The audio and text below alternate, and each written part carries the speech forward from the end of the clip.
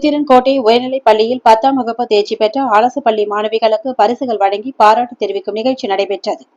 செங்கல்பட்டு மாவட்டம் சித்தமூர் ஒன்றியத்துக்கு உட்பட்ட புத்திரன்கோட்டை உயர்நிலைப் பள்ளியில் 10ஆம் வகுப்பு தேர்ச்சி பெற்ற அரசு பள்ளி மாணவிகளுக்கு புத்திரன்கோட்டை ஊராட்சி சார்பில் பரிசுகள் வழங்கி பாராட்டுகள் தெரிவித்தனர்.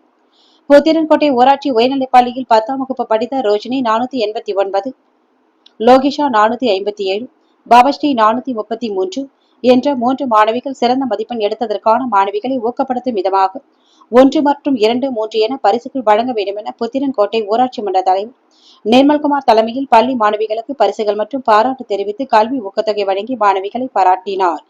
இதில் கிராம மக்கள், கல்வி மேலாண்மை குழு தலைவர்கள் பலர் கலந்து கொண்டனர்.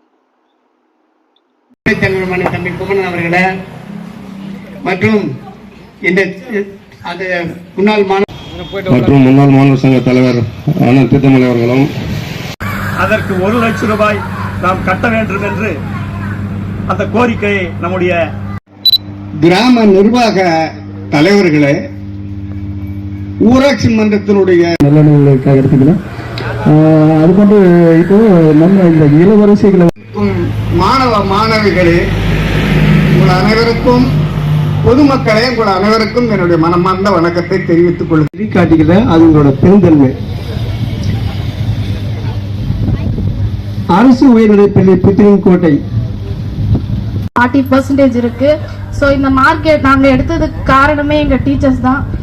எங்களோட படிப்புக்கு ஹெல்ப் பண்ண எல்லாருக்குமே நன்றி. மகிழ்ச்சியான நிறைய நல்ல நிலைகள் ஒவ்வொன்றாக காத்திருக்கிறது.